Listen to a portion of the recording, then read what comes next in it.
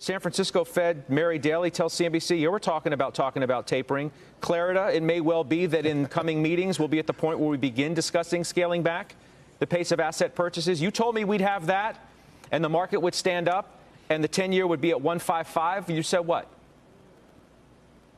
No, let me get to that in 1 second. Very quickly on ExxonMobil. No, I want this. No, I want buy. this. I want this right here. Sorry, we moved on. Let's go, please. So what I would tell you is that there is clear resiliency within the market currently. You experienced a cryptocurrency excessive leverage sell-off. The market was able to power through that well. I think what you're seeing now is you're seeing a catch-up phase. You had the S&P and the Dow Industrial, which both made highs in the early part of May. Now you have the NASDAQ, which last reached a high at the end of April. That is now the leading index. Scott, I think the opportunity becomes now looking towards the Russell.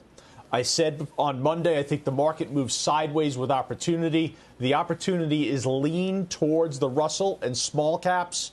I gave Patty, our producer, 3 names before that I would focus on. One is Health Equity. That's obviously a health insurance name. The second is MCOR in the industrial space, and then Moelis & Company in financials. The Russell is the most diversified sector index that there is. 76% of the index is encompassed by 6 sectors with a weighting between 12 to 18%. I think that's where we should pivot towards as the opportunity because, as you said, there is clear resiliency in this market. Kerry, I mean, the 10-year's at 155. You've got 2 Fed people talking about, yeah, we're talking about tapering. Isn't that a buy signal for stocks? Tell me why it's not, because that's what I'm hearing from some of the fund managers that I speak to, that rates make no sense where they are. Fed policy makes no sense how it is. But if it's going to be here, so be it. And I'm playing it long.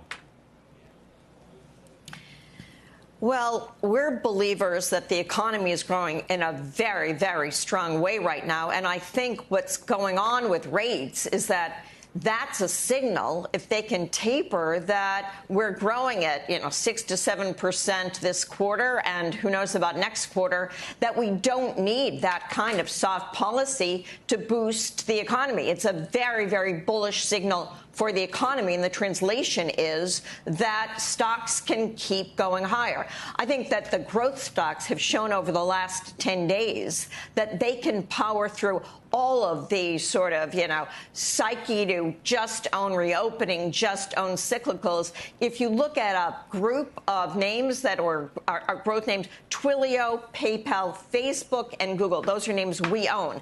They're up between 6 and 17% in the last 10 days. The market's up a little over 2%. So, again, that shows interest rates not going up. People don't need to borrow as much, it appears. Lots of cash, lots of profitability. And the market, therefore, is responding to the growth of the economy, the growth stocks coming back, the Russell, Health Equity, right on, Joe, we own that. I think that this exactly kind of market that is playing to a broader growth and value.